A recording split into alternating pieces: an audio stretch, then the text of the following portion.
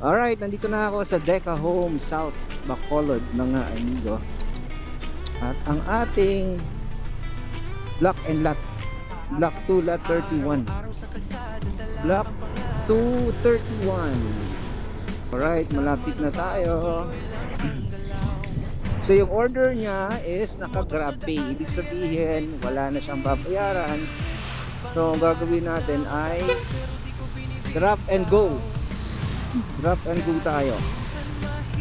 So 31, 29, 30, 31. So ito yun. Pero saan dito? Ayan, ito yung customer natin, si Pat. Hey Pat, sir. Okay. Alright, ito na. Inyo din damo na drinks na? Okay.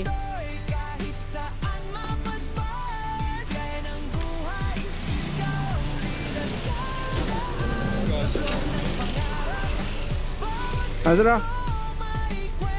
Yan. Hari pa. Okay. Thank you. Wala na. Sige.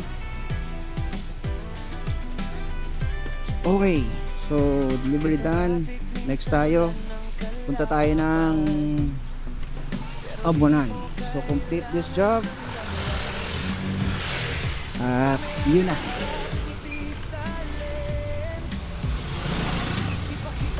Right, next delivery tayo, mga amigo. Click version 1.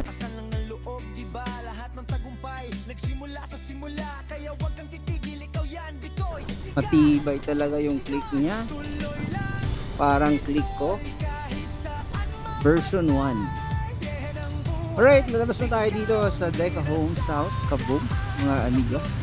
At sa inyo na naghahanap ng bahay na mura, affordable, ano, na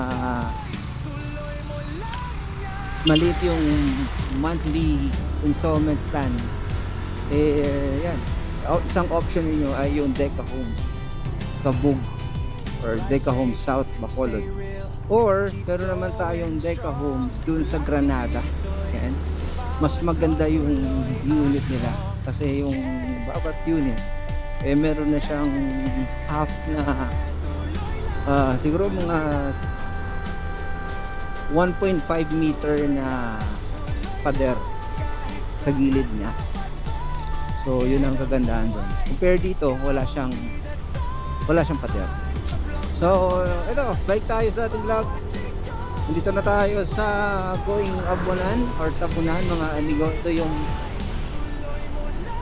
access road na naman, patawid doon sa kabila sa Abonan Road. Kapag papunta ka ng like Bago, yan, or Maaw, so galing ka doon sa Mansilingan area, yan, pwede kang dumaan dito. Mas mabilis ang biyahe. Alright. Mainit, pero carry lang naman ang init. Part of the job na natin, mga delivery riders, ang init at ulan. Ayan. Basta ang ating gagawin lang ay deliver natin ng maayos ang mga pagkain ng customer natin sa Grab. Maganda ng view dito, mga amigo. Ito, feeling ko subdivision yan. Feeling ko lang, ha? Kasi naglalagay sila ng tawag dito, drainage. Ito, ang budget sa bridge na to, baka kalahati na lang. Kasi hindi pa binuo, no? Kalahati muna, yung kalahati sa sunod na administrasyon natin. Ano ba yan? Alright, saan tayo? Baka lumagpas na naman ako, eh.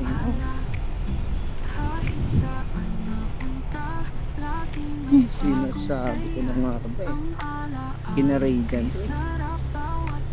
Gumagawa na naman si Grab ng panibagong ano, Ay, naku po. Panibagong daan. Pwede ba tayo dumaan dyan? Oh, I think pwede. Oo, pwede. Subukan natin. Tanong natin dito sa mga tao kung may daanan dito papunta dun sa loob or dyan.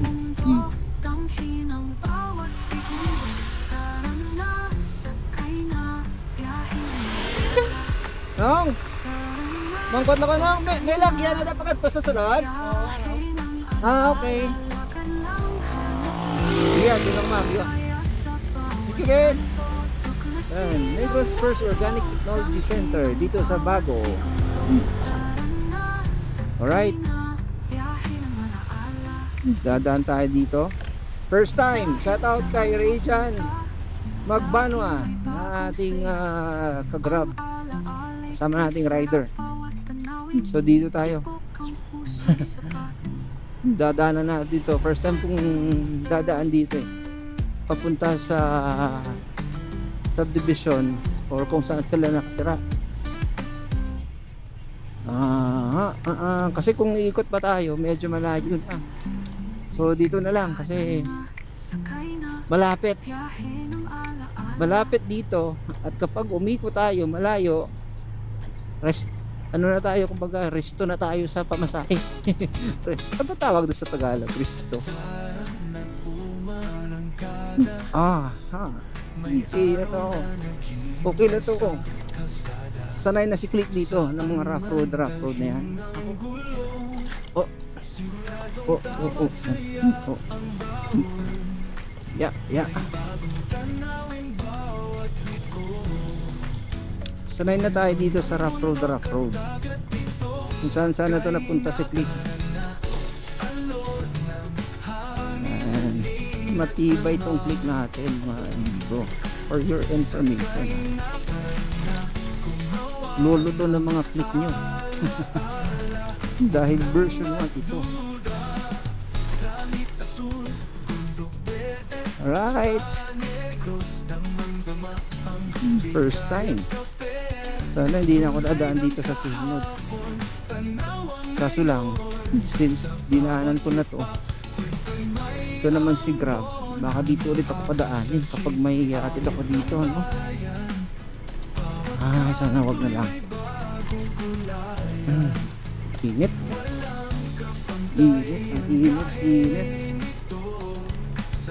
Hindi ka tayo ang init.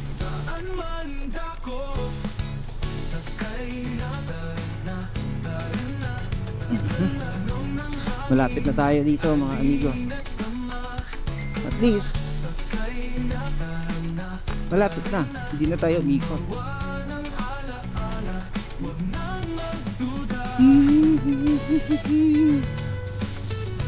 Sakit ang init Yan, nakita ko na, malapit na talaga. Okay, yan na, malapit na. Nakita ko na yung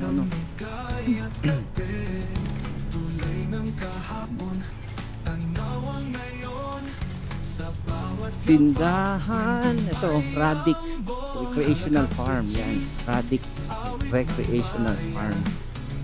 Tapos kakaliwa na tayo dyan. Dyan na yung papunta sa bahay na okay, dyan Magbanwa. At syempre papunta sa customer natin. Alright, yung pangalan ng customer, Christine. Yan, shout out kay Ma'am Christine dito sa Tabunan. Yan. Alright, dito muna tayo sa lilim para di masyado mainit. Yun, lumabas agad.